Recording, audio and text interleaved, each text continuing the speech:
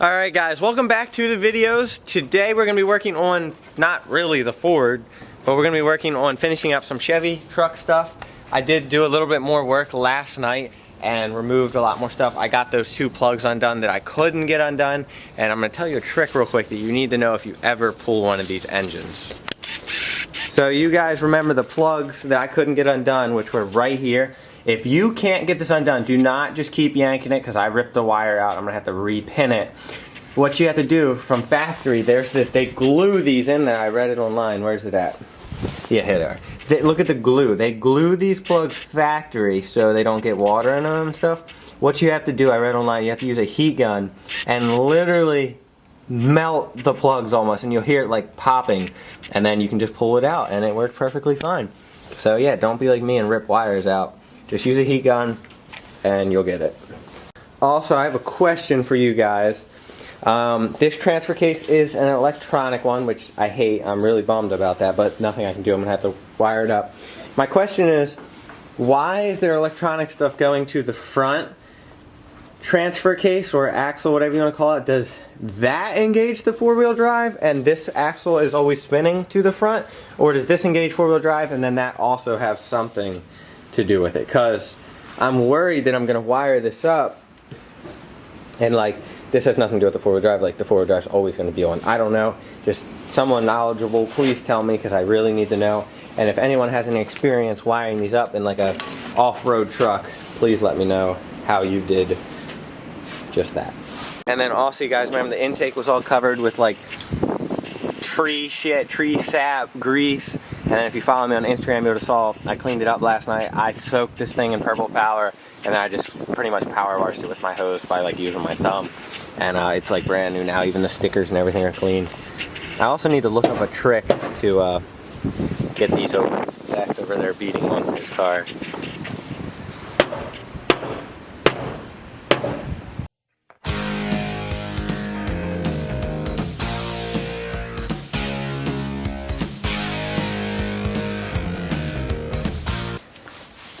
How dirty is she gonna be? I don't think it's gonna be that dirty, but you never know. By the truck being kind of clean and well kept, I think it's gonna be nice. Alright, here we go. Damn! Clean as fuck. I'm impressed. I just got a hell of dust in there. That's super clean. There's not any buildup of oil. That's cleaner than my motor. Alright, valve cover's all clean. Didn't bother recording it because everyone on YouTube turns their truck motor into an LS. But one question I do have for you guys, are these the same valve covers that are on an actual LS? Do you know? You think these are the same that are on an LS1 or something? Probably. Because I know this is different. They fit on. That's not different. They have a different tube. They have a different oil stem. Like the truck ones, they just sit higher because they have higher accessories. They sit like here. Yeah, I don't know. Like mine, I literally just put a cap on top of mine. Well, yeah, I remember because it doesn't fit right. It does fit right. It does close now. Well, yeah, I was just curious about that. But yeah, those are clean. The engine itself over here. Sorry about the focus. I'm learning how to use this manual focus quick. I need to remove the valley cover, do a little more vacuuming, and I need to get some of this stuff out of these intakes. If you guys have any recommendations whether to like get like a wire brush like on a stick, I don't even know, and then fill this up with like some kind of cleaner, like how they clean N54 engines or whatever they are. Not N50, yeah, N54s, like the valve cleaning. So, yeah, give me some recommendations how to clean those out, because they're disgusting. I'm over here cutting the shit out of my car, hitting it with hammers and shit. And this man, he didn't even put anything in the fucking... Just kidding. This is how you clean an LS. It does look a lot better. I can't get this grime It's off. fine. I cleaned mine probably way worse and it still runs. I can't get this shit off. Oh, there we go. You want a grinder? I used a grinder? That used the thumbnail. Who used a grinder on something the other day and it was really... Oh yeah, Damien on his fucking 1552. He cleaned the paint off of his wheels with a grinder. A fucking... Angle disc? A flat disc. Oh. It was funny. I mean, he probably did it as a joke. He probably didn't care. Well, he didn't care. That's what was funny. It's not like we're out here taking angle discs to like blitzes or something. Or, you know, bathroom scrub brushes to your intake. It's not even that bad.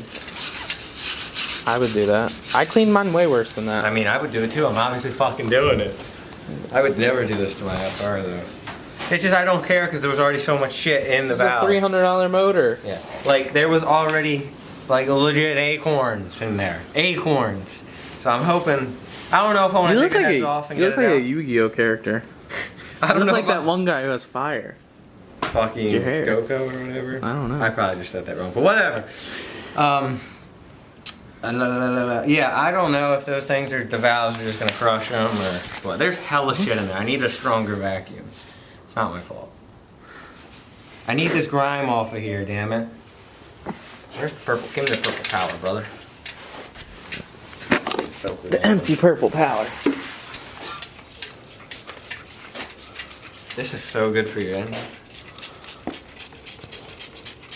I mean, I have the towels in there. It's not like water can get through them or anything. They're water resistant towels? Yes. Oh. Alright, so I just got done. Damn, them heads look good on camera. I couldn't get some of the stuff out, but mainly, like what my goal is, I don't really care about it looking good. I just want where the seals go to be clean, just like the valley cover and all of that. So, you know, I wasn't worried about getting this outside stuff off. It was more just clean the seal area, which still need to do a little bit more. But we're going to go ahead and get this valley cover back on. I'm going to clean this up so we can go a little bit harder on this stuff and not worry about stuff getting down into the cam. So I'm going to clean that up, put the valley cover back on, put the knock sensors back in, and then valve covers need to go back on and some other stuff. Alright, so we're dropping the knock sensors down in there.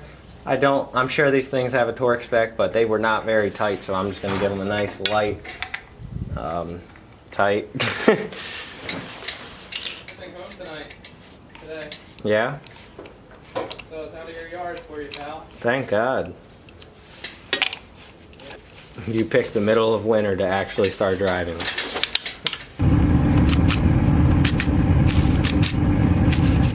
I need my truck to sound like that. Just not straight like. Huh? I just don't want it to be straight.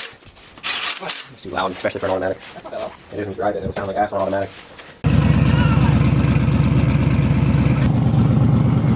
That's how that Ford gonna sound, boy. A little note to her. Little note. Raise hell, praise down, baby. Shit. It still hit. Do the quick adjustments on the fly. I don't think you need to cut anymore. Oh, up there. Jesus Christ. Girl, you're so damn fine. You're so damn fine. Shit, come here.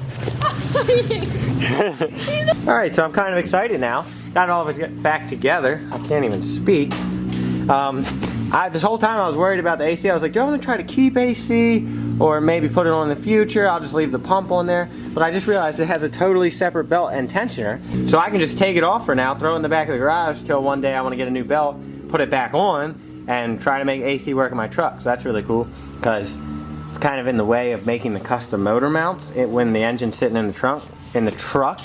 Oops, this line's in the way. So I'm just going to pop these 4 bolts off, cut the belt, and the whole thing should come off. Oh yeah, what do you guys think this is? Do you think this is a head gasket repair kit? Right here, like look at this stuff. It's like crystals. It's only in there. It's not in any of those or the top one. So I don't know what it is. Let me know. It might just be some weird corrosion. Oh my gosh, my pants. Alright guys, so I put the autofocus on, sorry. It's just because I'm carrying tools. And we're going out front. Okay guys, so hopefully I don't look too crazy, but came out front, we're done working on the Chevy, the LM7, sorry, until Tyler comes over because I need him to help wire it. I could read forms and figure it out myself, but he just did it for his 240, a standalone harness out of the truck harness, so when he gets here, we're going to tap into that. But for right now, I need to get the 300 i6 out of the Ford, and to do that, I need to remove this front end because I'm not picking this engine 10 feet in the air to get it over top of this core supports. The one with the Xbox wheel, and the other one was fucking old. But like the newer shit, it seems like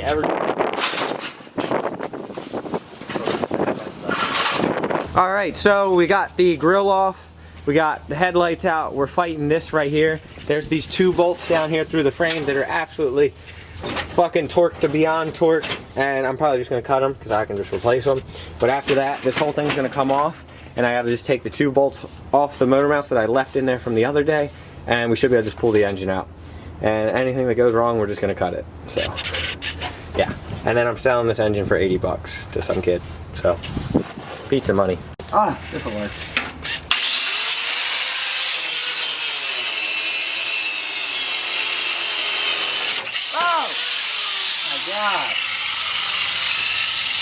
Alright, turn this autofocus off. Alright, so camera's about to die. The front end is entirely off. We had to use fucking dirt bike goggles because they were spark flying. We used Chris's goggles. So, got those undone. I'm thinking about tubing the front end, not the entire front, just chopping this off because I want to make like a stinger front bumper that you see on like pre-runners a lot. So I could just box this just because the other side's rusted out, and I can make new front core support mounts and all that, like radiator mounts. I'm gonna do it. So now we need to pull out the 300 i6, which I just left 2 bolts in the motor mounts. I should be able to undo those, put the engine hoist on it, cut the exhaust, and pull it right out. So camera's probably gonna die, but I will try to keep you guys updated as long as I can. All right, well the camera's still not dead, so we got the engine out. Gonna leave that right here until the kid comes and picks it up. But for tonight, we're going to leave this alone just because it's dark. I don't want to do anything in the dark. I don't want to record in the dark. So we're going to leave all that alone. And then tomorrow, we'll probably get back on it, remove these motor mounts, clean all this up, and maybe get started on putting the LS in and test fitting it. I can already tell that cross member back there is going to have to be modified big time because it sits way too high for that huge 4L60 in the transfer case. All right. Alright, so we're ending this video. I want to end it with a couple comments that I read, and I screenshot it from yesterday's video because some of them don't make sense, and yeah.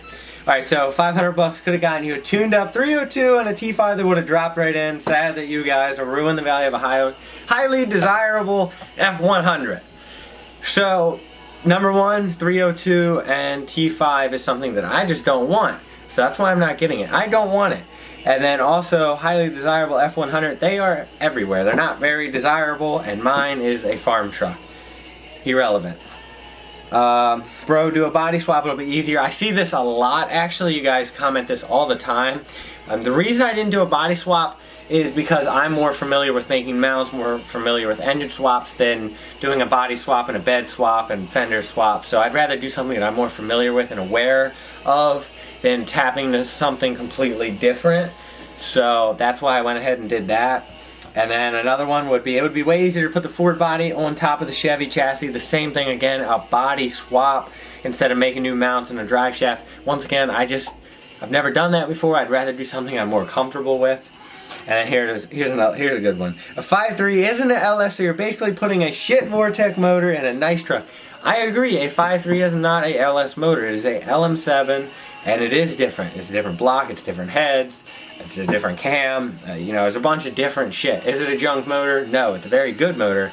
Yes, it is an LS. You do it for the clickbait, brother. So that is just a couple things I wanted to address. Hope you guys enjoyed this video. I hope this music isn't going to give me copyright.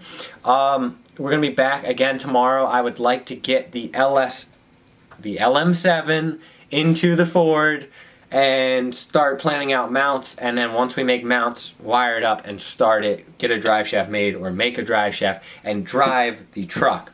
So that's updates for that. And then also, I know you guys are wondering, where the fuck is my car? Let's just hope that I'm picking it up tomorrow morning and you guys will see that tomorrow's video. So hope you enjoyed this video. That was a couple comments I wanted to address. If you have any comments, throw them down below. I will address them at the end of the video. I want to start doing that. Yeah. See you next time.